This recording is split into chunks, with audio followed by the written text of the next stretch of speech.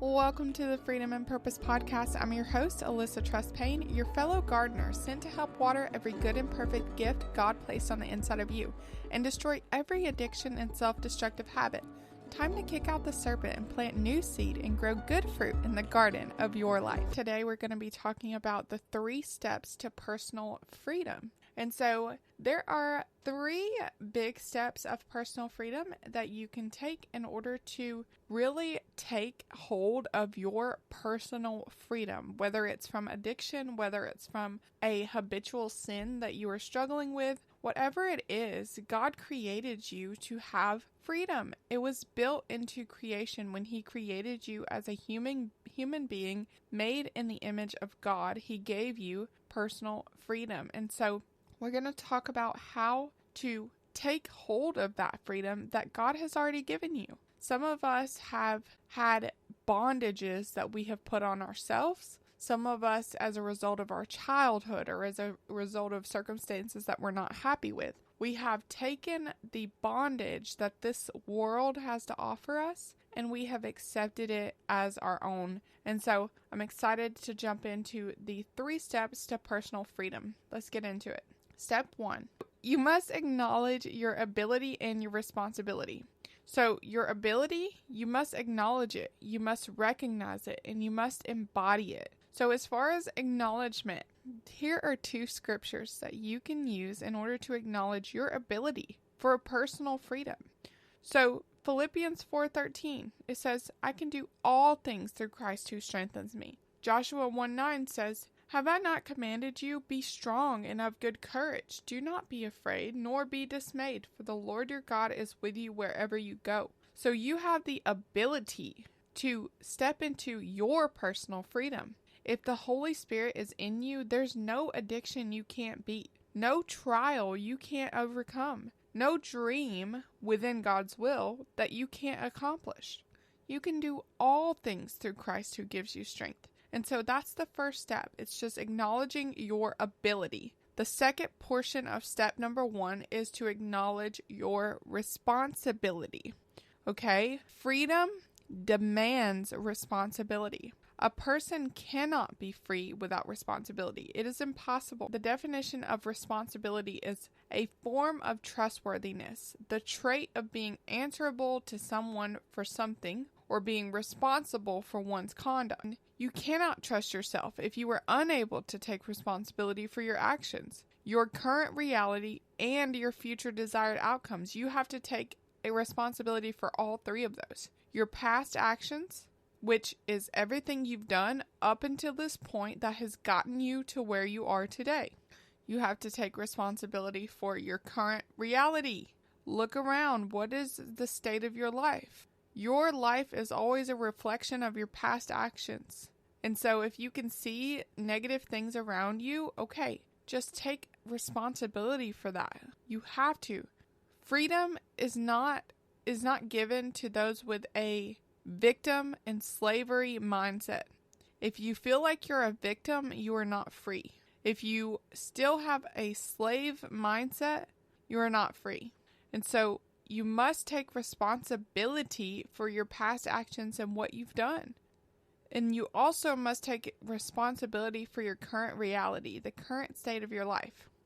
If you look around and you see that the current state of your life is not what you would hope, it's not what you desire, then you are able to take responsibility for your future desired outcome, your future desired life. If you desire something bigger and better and you know God has something bigger and better for you, and hint, hint, He does.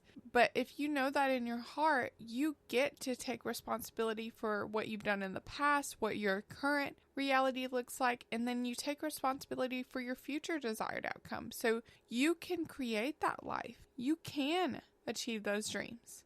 And so just recognizing that and taking responsibility for your future, knowing that what you choose to do from this point forward is going to, one day in the future, you're going to look around and you're going to see the evidence of the decisions that you have made after this point, after you listen to this. So you cannot have true freedom without all 3 of these things that we're talking about. The goal of obtaining true freedom, and since we're talking about freedom, I want to give you the definition of freedom. Here it is. Freedom is your right to dominate the earth through your personal gifts and talents in pursuit of fulfilling God's personal purpose for your life and to serve others with that purpose. That is freedom. Your right. Take this personally. Your right to dominate the earth through your personal gifts and talents in pursuit of fulfilling God's purpose for your life and to serve others with that purpose. And in order to do that, you must be free from addiction, because you are taking your own true freedom away from your own self. Because when you are not of sober mind, you cannot pursue fulfilling God's purpose for your life. If you are in addiction right now, you can turn. There's a better future waiting for you. And so the next step, step 2, is to examine your fruit. Matthew 7:18-20 says, this is Jesus talking. A good tree cannot bear bad fruit, nor can a bad tree bear good fruit. Every tree that does not bear good fruit is cut down and thrown into the fire. Therefore, by their fruits you will know them. So just examine your fruits. Are you bearing good fruit or are you bearing bad fruit? And here are the fruits of the Spirit: love, joy, peace, patience, kindness, goodness, faithfulness, and self-control. Self-control is a big one for those who have struggled with addiction. If you're in current addiction, you are not presenting the fruit of the Spirit of self-control, okay? And you are known by your fruit. So just examine that. You are able to show that fruit in your future desired outcome and your current actions. You can change, and that's going back to acknowledging your ability. You get to do this. You get to change. No matter what your past are, Jesus just wants you to run back to Him. He wants you to run back to Him. And so 2 Corinthians 5:17 says, therefore, if anyone is in Christ, he is a new creation. Old things have passed away. Behold, all things have become new. Look at your life. Is it new through Christ? Do your actions show it? If not, then examine your fruit. Make sure that from this day forward, make sure your fruit speaks louder than your words. You can say that you present love, joy, peace, patience, kindness, goodness, faithfulness, and self-control, but if your actions and the fruit that you're producing does not show that, then, well, you need to turn. Here is a big way that you can take a hold of your personal freedom. This is a pro tip. It's called the big purpose question. Okay? Remember this. The big purpose question. Here it is. Is this going to help me get closer to my God-given purpose or not? That's the big purpose question. And if the answer is no, then the decision becomes obvious. The decision becomes obvious. If the answer is yes, then the decision becomes obvious. If it's going to get you closer to your God-given purpose, and you have to be honest with yourself about this. You have to take responsibility. And so the third step to taking a hold of your personal freedom is to set your intention and to follow through. And this is the theme for this year in my world. If you're going to be following this podcast, if you're going to be in our private Facebook group, if you're going to be mentored by me at some point, just know this is this year's theme right here. The ultimate intention that you can make today is to yield to God's purpose for your life before you even know what it is. And a definition of yield is to give up the control of. Listen, sis, you don't want control of your purpose because you're going to end up doing the wrong thing. Okay? If you yield to God's purpose for your life, you cannot go wrong. You cannot. You cannot spend the rest of your life doing the wrong thing if you yield to God's personal purpose for your life. The unique reason why He created you. Okay? This right here, the deciding to yield to God's purpose for your life, even before you know what it is the big domino where everything else falls into place. If you can just do this one thing and seek God for your purpose, for those who are currently addicted, you'll come to the realization that addiction is not a part of God's plan for your life. This is the responsibility part. If you are unwilling to accept this crucial fact that the addiction is not part of God's plan for your life, freedom, true freedom, will stay out of reach. and you'll yield to that. Otherwise, if you take responsibility for that crucial fact, then you will yield to God's purpose for your life and decide to get help or whatever you need to do to quit. Your intention, after you set your intention, you must follow through. This is how you grab a hold of that personal freedom. So the follow through is about keeping your word to yourself. And nobody taught me how to make a decision until someone did, and this is a mentor. So this is also showing the power of mentorship. Something as simple as how to make a decision. We are probably some of the most undecisive people in the world in America. But I'm going to give you a step-by-step, something that a mentor gave me, of how to make a decision. Okay, here is how you make a decision. Step 1, you're going to decide. Deciding is different than a choice, because a choice, it is flimsy. It is changeable depending on the circumstances. A decision is final. It is not flimsy. It is not changeable. Once you decide, you must close yourself off to all other options. See, lots of people they don't quit smoking cigarettes because they make choices to quit. And they say, oh yeah, I'll quit. But then when you get stressed, then you go back to it. It's just a choice. It changes based on a circumstance. But once you decide, you cut yourself off from all other options. That means the only way forward is to not smoke. That means when you go in that store, or maybe you just don't go to the store for a while until you're able to stand on your own 2 feet. It is cause for drastic measures. The only way is to graduate. That's what when I was at basic training, the only way home was to graduate. It was a decision that I made, and some people didn't graduate because they made a choice. Oh, well, if it gets too hard, if I get sick, if I get hurt, then I won't graduate. No, my only option was to graduate, and so that's how you make a decision. That's the first step. The second step is to coach yourself on the decision, because the inevitable question is going to come up. Yourself is going to ask yourself, why did I make this decision?